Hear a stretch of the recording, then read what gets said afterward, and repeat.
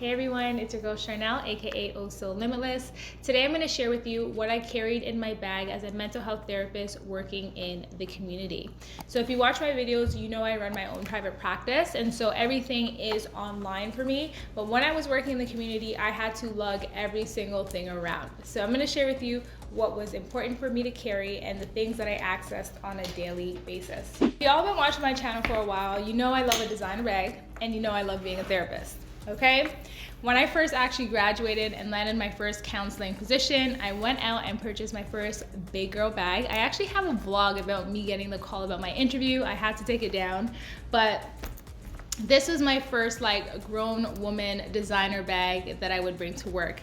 It's a mulberry bag, and honestly I don't like the style anymore, but I will forever keep it because it is a sentimental bag to me. And I actually purchased this when the Givenchy Antigona bags were really popping, but I was like, you know what, Chanel, you gotta be different. This is what different gets me. I should have got the Givenchy Antigona bag as my big girl bag, but whatever. So I would carry around a clipboard, and on this clipboard I would include documents such as a consent form, a release of information form, intake documents. So if I'm meeting a new client, I could of course go through any intake information that's required and collect appropriate information. And I would also include I guess pamphlets or sheets that describe the program that I offer in the case that I'm introducing my program to a new individual, speaking to a parent, or someone just wants more information. I can just provide them with the details of my program and my contact information so that they can reach out to me. And so it was always helpful to have a clipboard in the case that, again, I was writing, meeting a new client while out in the community. I had something to press on.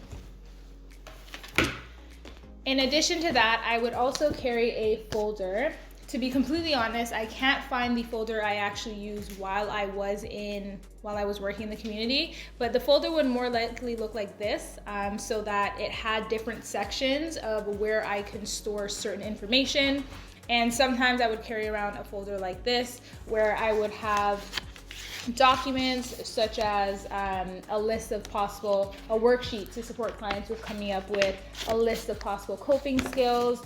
I would have a list of, I guess, like an impact map where we would share information about different areas of their lives that are being impacted, and it would help them see how, let's say, their substance use was impacting them in different areas of their life. And so a whole bunch of different worksheets essentially is what I would carry in this, so that I always had access to worksheets while on the go, again, out on the street in the community working with my clients.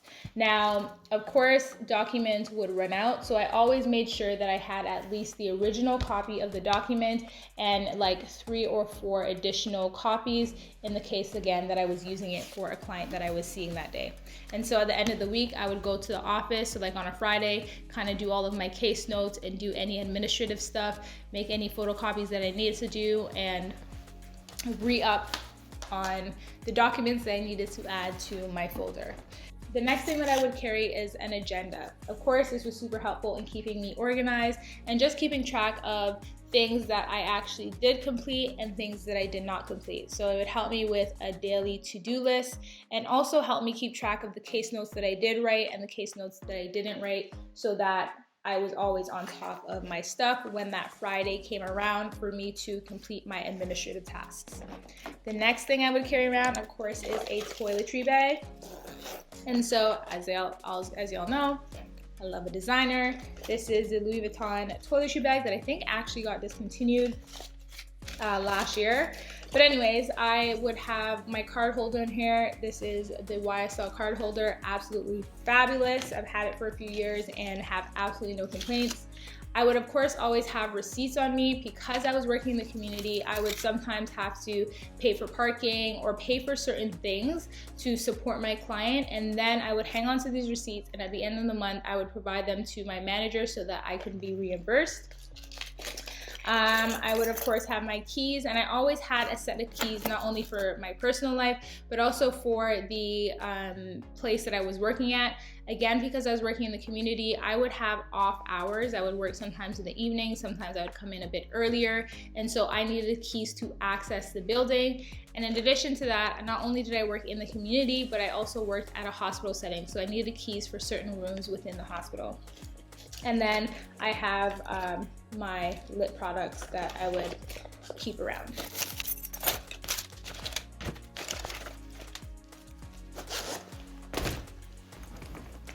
The next thing is a pencil case. Now in this pencil case, of course, I carry like stationery items.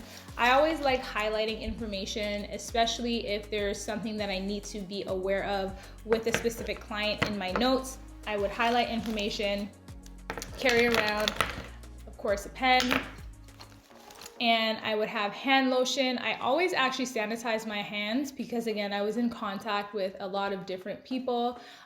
This was even pre the panorama. So I would always sanitize my hands, and of course I needed lotion. Unfortunately, being in our field, we can't use scented products because we just don't know anybody's allergies, and this was something I learned from my first class in my master's program. And so I have a non-scented lotion that I carry with me, some more pens, some sticky notes in case I just want to, again, have like a bold highlight. Okay, Charnel, you need to remember this. And then I have some pencils and paper clips, and something that was always important for me to have in the community, because not only was I providing therapy, but I was also doing workshops at different organizations. So I would possibly go to different companies or different hospitals or things like that to provide a workshop. And again, if I was just doing a group, I would need to have my documents ready. So I had everything on a USB, which I would carry around with me and then just plug it into any computer that I was using at the facility that I was providing the workshop for. And so I got to meet a lot of people working out in the community. And although it was a lot of money, like spending on gas and like a lot of time spent in my car, it was, I would say, a valuable experience, especially in the area of like time management and just being able to foster new relationships and manage my own schedule. And so that actually really helped me with being more prepared for running my own private practice, which y'all know is what I do now. The other thing, of course, I would have like a lanyard. This is not the one that I use. I actually was training to be a CPI trainer before quitting my job. And so that's that lanyard, but I had one for the hospital so they would be able to identify me. As I mentioned, I would always carry around hand sanitizer if I was going into people's homes or, again, just shaking people's hands. I always just thought it was nice to be able to sanitize my hands after.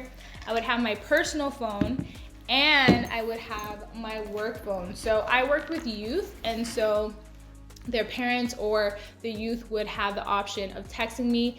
Given where I worked, the boundaries were so limited based on like my manager's expectations, but I really had to put my own boundaries in place with my clients because I was not following everything my manager expected of me because it was unrealistic, and it would of course cause havoc in my own personal life if I did not have the boundaries that she wanted me to have, or that she did not want me to have.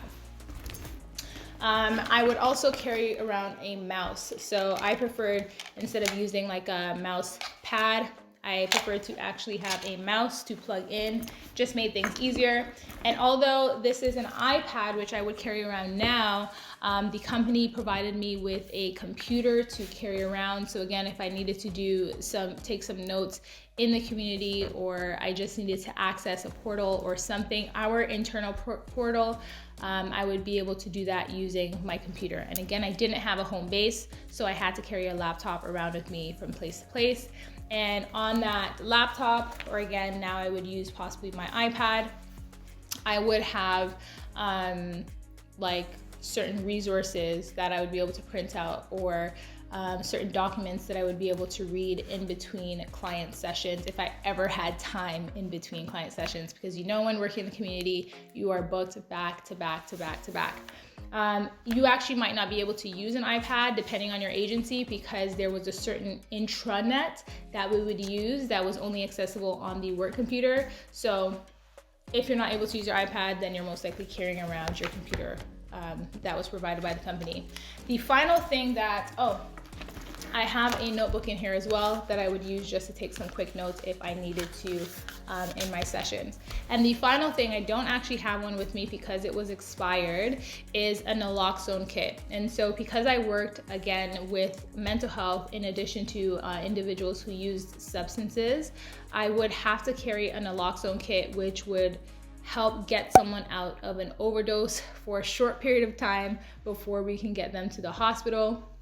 And so it sounds scary. I've never actually had to use it, fortunately, but it was something that I would always have on hand with me to either give out to my clients in the case they're like, hey, we're going to a party and we're using these kind of substances, or any of that kind of stuff. So I would educate my client on how to use it so that they, again, had some support in the case that something didn't go well while at that party. And of course, I always had one on hand for myself so that if I needed to facilitate using that naloxone, I would be able to do it. And that is pretty much it for what I would carry in my bag, or what I did carry in my bag as a therapist working in the community. I was actually packing up my bag, and I forgot to mention that I would also carry around some snacks, because I worked with clients sometimes who didn't necessarily have a residence, and sometimes they did and they just didn't eat for a long period of time, and so I would carry around snacks in the case that they were hungry. So that's one other thing. And if there's anything that you actually carry around in your bag as a therapist that I haven't mentioned, comment below and let us all know so that we can support each other. Thank you again for watching another video. I will see y'all in my next video. Make sure to subscribe, give this video a thumbs up, and as I mentioned, see y'all next time. Bye.